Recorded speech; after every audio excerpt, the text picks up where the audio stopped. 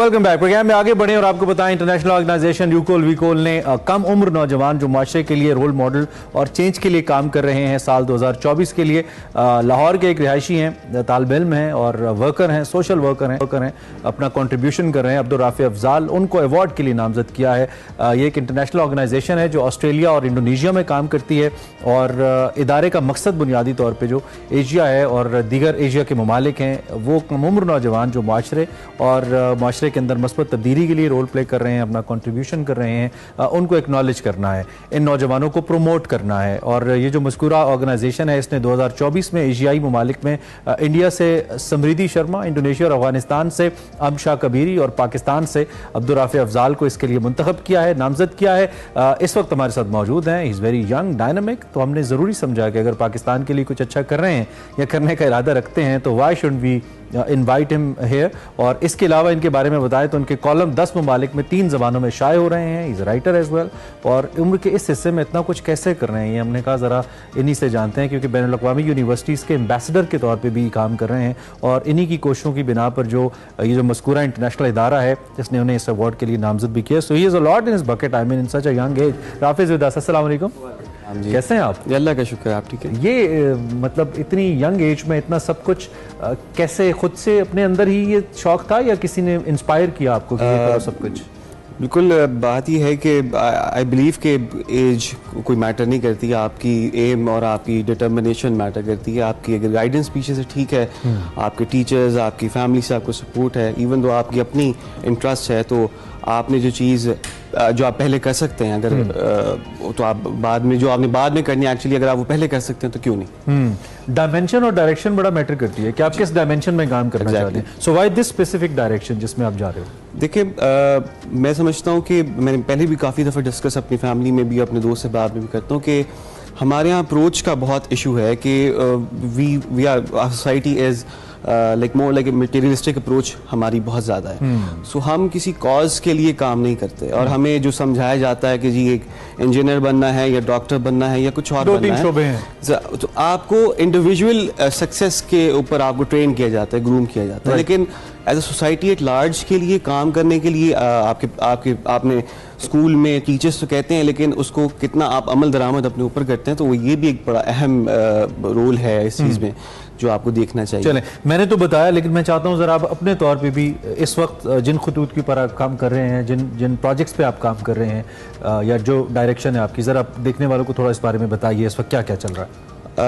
जी बिल्कुल, भी मैंने जैसे आपने बताया कि मैं एक लॉ स्टूडेंट हूँ, लॉ की डिग्री के साथ साथ जो है मुझे एक लिखने का शौक़ था, जिसकी वजह से जो है आई स्टार्टेड राइटिंग। और तो मैं इस time currently sorry to cut you, lawyer बनने का फैसला अपना है या अम्मा अब्बा ने कहा कि करना? नहीं, ये मेरा अपना फैसला। अपना फैसला, ग्रेट। सो ये है कि तकरीबन 10 ममालिक में जो है इस टाइम जो मेरे कॉलम्स वगैरह हैं, जो मेरे आर्टिकल्स हैं वो पब्लिश होते हैं, जो कि इस वक्त किसी भी पाकिस्तानी के इस एज में जो है ना वो हासिल करना सबसे ज़्यादा नंबर है। लेकिन ये है कि इस चीज़ को एज एन अचीवमेंट नहीं, बात यह है कि मैं समझता हूँ कि अगर आप मेरा एक चीज़ में इंटरेस्ट है, I like Jio politics, international relation या जो भी चीज़ें हैं, सो बात यह है कि अगर वो इन्फॉर्मेशन मेरे तक ही महदूद रहेगी तो उससे क्या फ़ायदा। ठीक है। सो आई बिलीव के you should express my self और उस नॉलेज को दूसरों तक पहुँचाया जाए। ठीक है। इसके अलावा जो है आई स्टार्टेड बाय मैगजीन। सो वो मैगजीन भी जो है उसको लॉन्च करने के पीछे भी एक कॉज थी कि जी I need to advocate the issues around the globe जो कि रवायती मीडिया पे नहीं होता, तो उसको एडवोकेट किया जाए। Its title क्या है उसका मैगजीन का? Magazine the advocate post. The advocate post. Yeah, so advocate in sense the advocacy of the issues around the globe.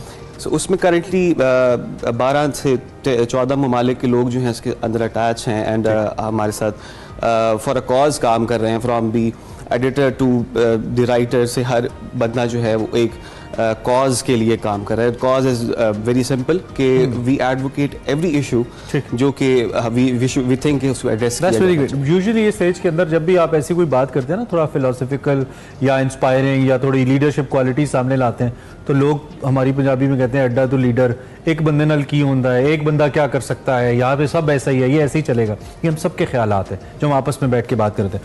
आपको भी ऐसे ख्यालात सुनने का मौका मिलता है कि राफे बस कर जाओ यार, तुम लिखते रहते हो, इतनी इंस्पिरेशनल मोटिवेशनल बातें करते हो एक बंदे से क्या होता है, क्या एक बंदे से कुछ होता है? देखिए बात यह है कि आपने बात बिल्कुल ठीक की, और हमारी सोसाइटी के किसी भी सोसाइटी में माइंडसेट है, एक माइंडसेट होता है कि जी this is not your age, अभी आप खेलें कूदें मौज करें और इस तरह की चीजें करें। आई बिलीव वेस्ट में आपकी एज के मिलियनियर्स बिलियनियर्स हैं। बिल्कुल, देखिए हमारे में एक सोसाइटल कॉन्सेप्ट है ना, तो that's why they are ahead of us, that's why we are living in a third world country.